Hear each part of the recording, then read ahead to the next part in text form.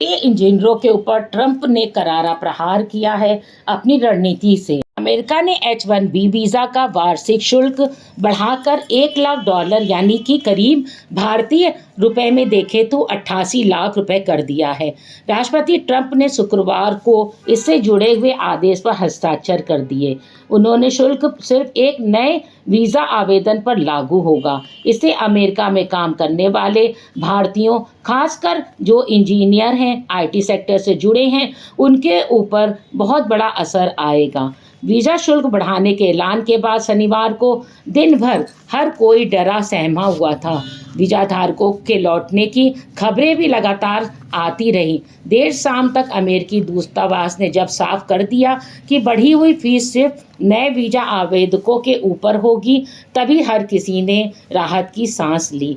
क्योंकि वहाँ पर हमारे 3 लाख से ज़्यादा इंजीनियर्स काम कर रहे हैं और 21 सितंबर को 12 बजे के बाद ये वीज़ा लागू हो जाएगा। ट्रंप ने कहा कि वीज़ा कार्यक्रम राष्ट्रीय सुरक्षा के लिए खतरा है और एजेंसियों ने पाया कि A-1 वीज़ा के तहत बुलाने वाली कंपनियां फर्जीवाड़ा कर रही हैं, इसलिए इन्होंने ऐसा कदम उठाया है।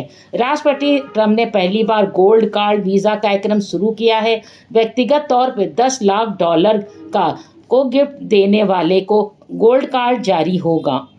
भारत हर साल लाखों इंजीनियर, कंप्यूटर साइंस के ग्रेजुएट तैयार करते हैं, अमेरिका में बड़ी भूमिका भी निभाते हैं।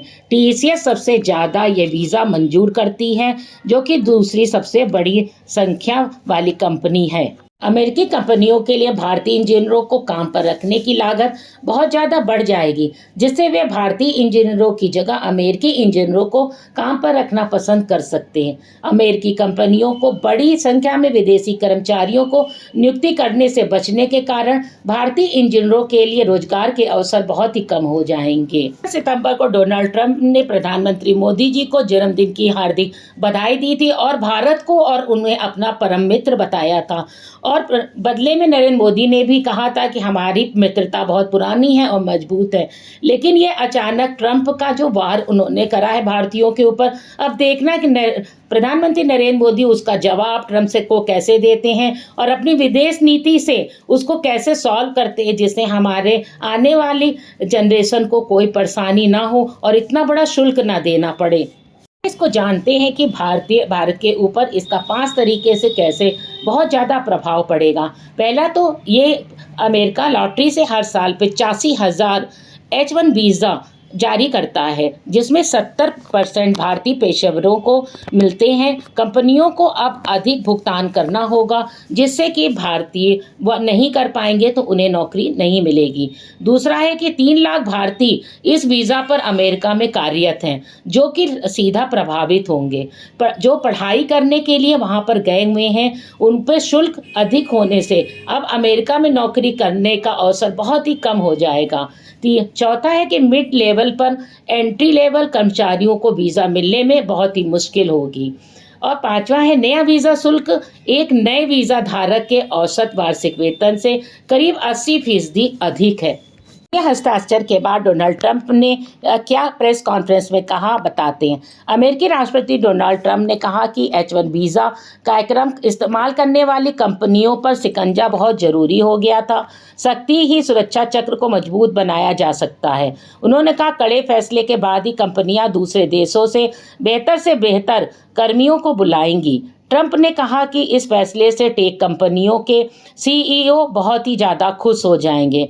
ट्रंप ने होमलैंड सिक्योरिटी के सचिव को भी आदेश जारी किया कि वे नए आदेश का पालन सुनिश्चित करें और इस संबंध में जरूरी दिशा निर्देश को जारी करें। आदेश में यह भी स्पष्ट कहा गया कि ऐसे लोग जिनकी नियुक्ति देश के हित में की गई है, उन्हें H-1B वीज़ा जारी किया गया है, लेकिन देश की सुरक्षा को उनसे कोई खतरा नहीं है, उन लोगों के ऊपर यह नियम लागू नहीं होगा। उन्होंने कहा कि IT कंपनियों ने H-1 वीज़ा प्रणाली में बहुत ही मनमानी करी है और जिसका सीधा नुकसान कंप्यूटर क्षेत्र में काम करने वाले अमेरिकी लोगों को हुआ है। 2003 में IT क्षेत्र के लिए जारी H-1 वीज़ा की दर 32% थी, जो बीते 5 साल में बढ़कर 65% हो गई। IT कंपनियां बड़े पैमाने पर दूसरे देशों से कर्मचारियों की नियुक्ति कर रही हैं, जो कि अमेरिका के लिए खतरा है।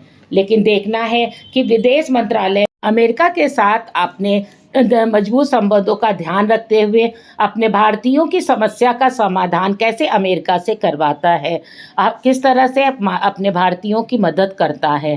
आपकी क्या राय है? वीडियो को ज़्यादा से ज़्यादा लाइक और शेयर करें। नमस्कार।